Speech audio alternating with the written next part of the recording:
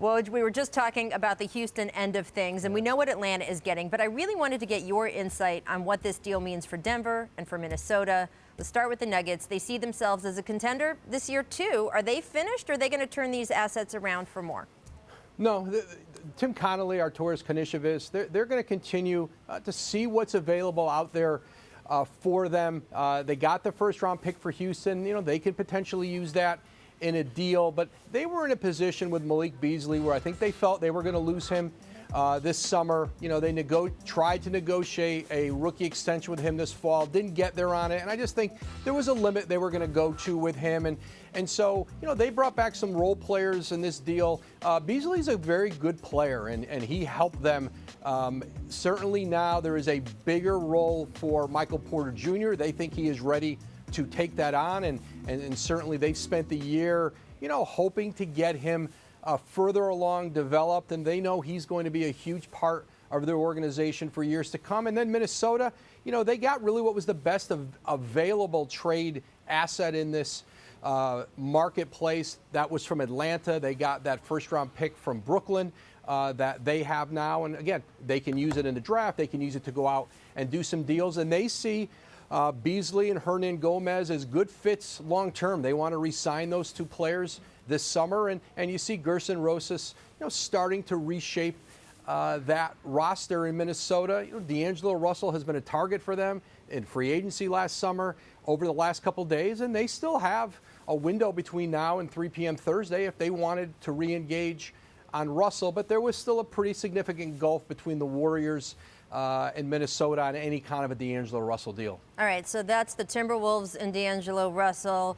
Yesterday, you were on here talking about this huge shakeup with the New York Knicks, and one of the things you told us on the air was that Steve Mills, just the day before he was let go, he was trying to make a D'Angelo Russell deal. Also, you told us that they are shopping Marcus Morris. Where do things stand now with the Knicks in either the pursuit of Russell or with Morris, with GM Scott Perry now running the phones?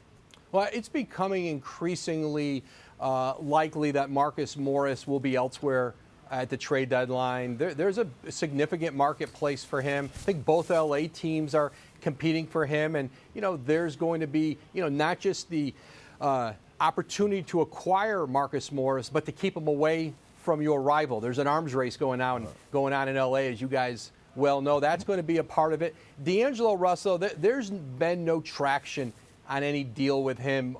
Golden State hasn't heard anything from New York that has caught their attention or made them think that there's any traction, any pathway to a deal here. But again, there's still 24 hours or so until the trade deadline.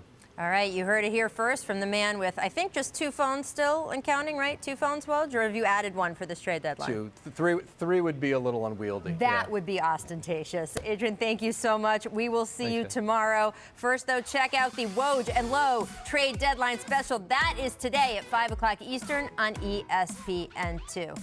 All right, guys, you heard me mention the Timberwolves. Woo.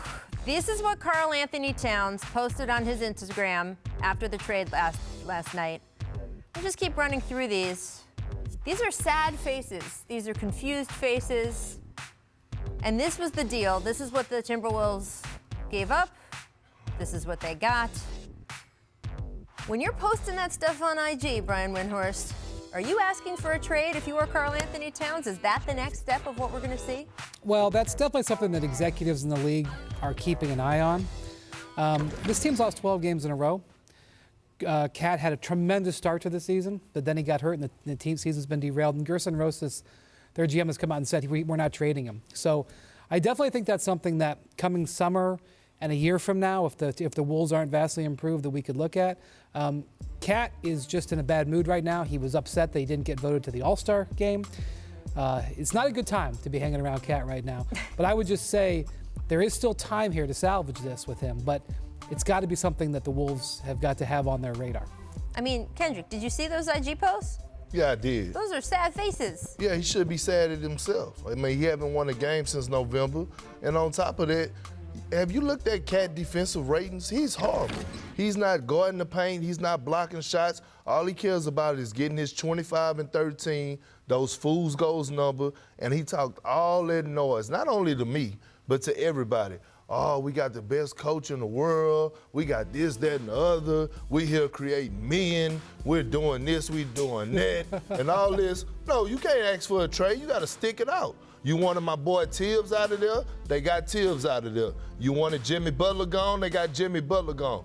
And now it's you and Andrew Wiggins, and now it's y'all time, and hey, y'all not performing? No, you got to stick it out like a man. I don't want to hear that from cats. I don't care about his Instagram posts and his sad faces and all. You need to be disappointed in himself. Well, look, I want to make clear, he has not asked for a trade. I am just wondering if that is the next step. I had to get that off my chest. I get it. Well, look, you were right about the beginning of the season, and his big thing was don't sleep on the Timberwolves, and you, of course, reacted at the time. You were sleeping with the temperature down. What is your temperature now? I quit messing with my temperature. You know why?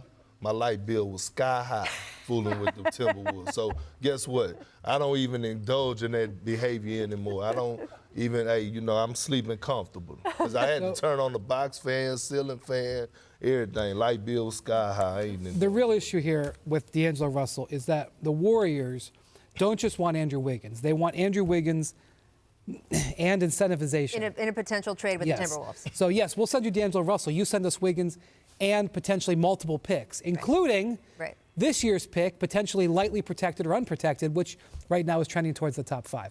And that is what the big stumbling block is.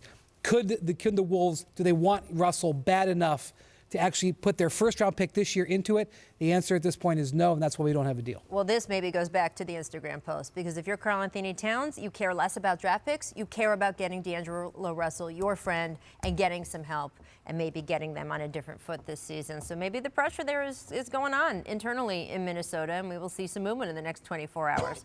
We'll find out. Thanks for watching ESPN on YouTube. For highlights and analysis, check out the ESPN app. And for live streaming and premium content, check out ESPN+.